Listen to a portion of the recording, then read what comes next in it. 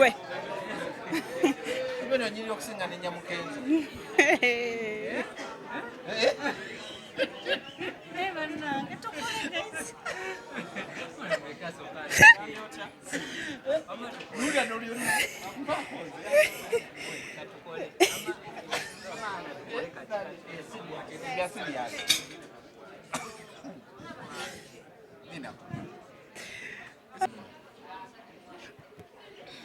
bakoze olunaku olw'okulonki nga kiba kitegeeza nti saying bye bye to the crown this year bagenda mu search.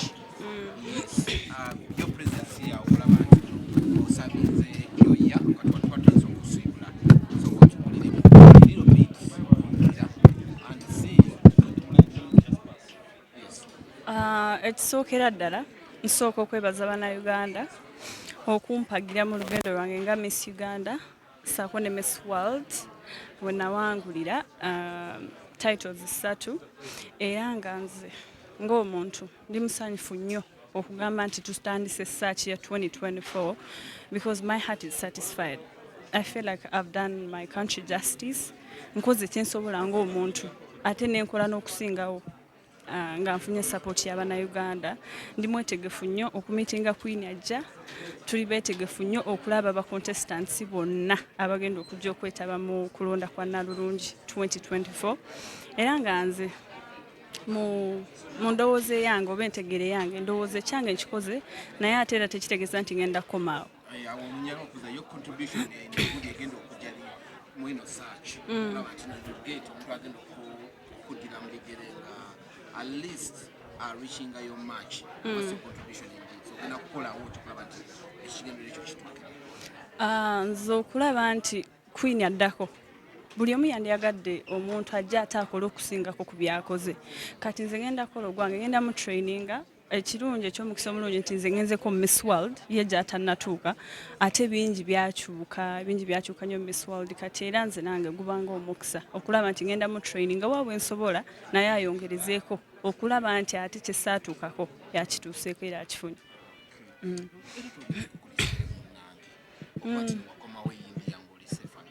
Navaayo era ndi bulungi. Kituufu mwebale kunnyaniriza Abannayuganda. Era yaddayo olaba ekyaliwo ate golooza nagijjawo.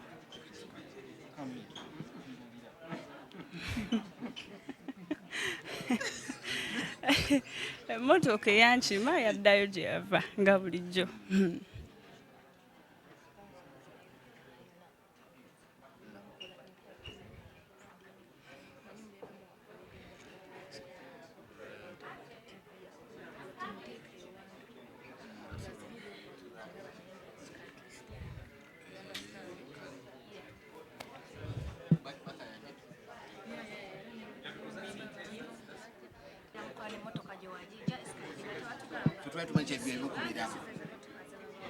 Ate mwe mwalaba motoka gye yali ekulembedde nedda Miss Uganda yali ekulembedde then ne motoka endala ezaddako after ya Miss Uganda era ze zankima era zamala ne ziddayo Miss Uganda nesigala.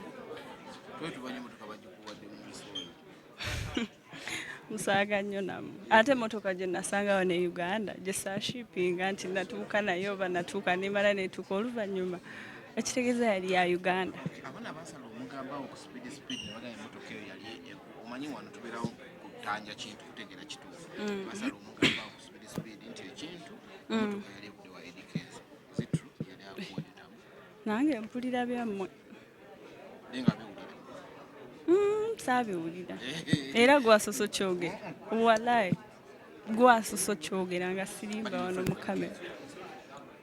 I have so many friends besides him. Tubuuze ebirala. Tuli ku search ya Miss Uganda 2024.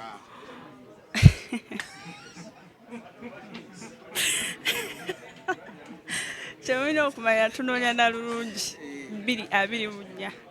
Ebyo byaggwawo kati tulina bigenda mu maaso. Ebya Miss Uganda bye tuliko.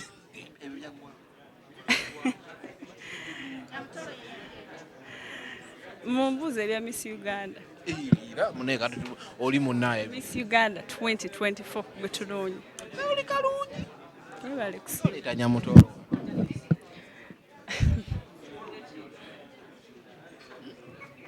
Mulinde nalulungi addako. You are not ready.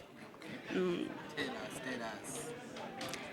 Just come and support us fully, like how you've always been supporting me. Nga bwe mwankima ne muteekawo ebigambo byammwe nga bulijjo nyongerera ddala kubeebaza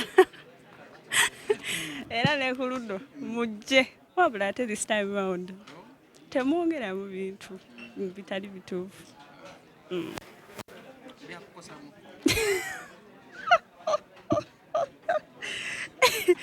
Banange by'oyogera obijjawa biki by'oyogerako ebya Miss World bakola ki ebyo byammwe kyolina okumanya ebyo byammwe nga bannamawulire mugattagatta ebintu ne mubiteekawo naye nze manye ekituufu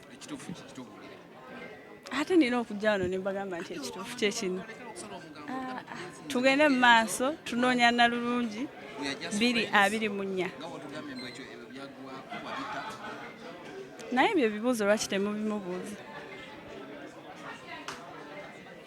lwaki muba mubuuza nze okuva lwe nafuuka kwini mube hana sibalabagako nga mubimubuuza. Tuli ku Miss Uganda.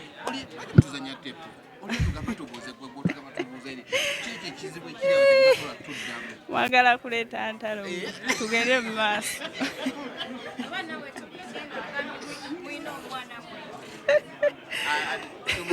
I'm a personal person. We have a kid together. Namawulire muli nnozi. Nekumbaga je. Embaga yani. Twogere ku Miss Uganda. Anyway, your remarks. Mbuzibako ebintu naye tuli ku Miss Uganda. Era nga tugenda tandika next week ne West Nile bwetumala tuzeeko regions endala then tujje e Kampala for pre-selections. Make sure to watch the journey to the crown. Tugenda beeranga ne updates ku makula chika Star Times making sure buli kamu mukalaba tewabawo complaining nti ate kino nti ate kiri, and this time round it's coming back bigger and better. Was the crowning what you watching was chichosokirako biyo badomisi nze tewali kyejjagamba nti mbadde missinga kuba Miss World platform empadde omukisa okola buli kimu si nti bankotogedde nnyo nti kino tolina kikola. This is my life, this is how I am, and this is how I live it. So ngenda sigala mbikola nga bwe mbadde mbikola. Of course your project mu kyalo etuuseewa project mu kyalo gyeri tegenda kuvaawo mpaka ng'ewedde. Essomero lirina okuzimbibwa era nange ng'omuntu nja kudda mbagambe ekyenzizaako bwe naaba nga ndi ready. Kyemulina okumanya nti situdde oba nti sikiriko nkiriko era nga bwe nzija nga bulijjo ne mbagamba nja kudda mbategeeza.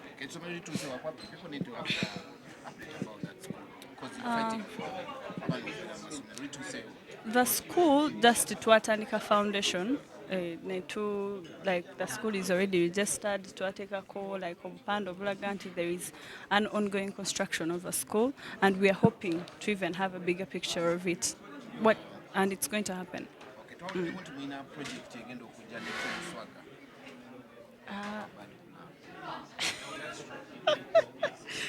Nze wemba sinnabagamba kintu lwaki mwe mukimbuuza nze alina kibagamba era bwe kinaaba nga kituufu nja kujja mbagambe nti kituufu.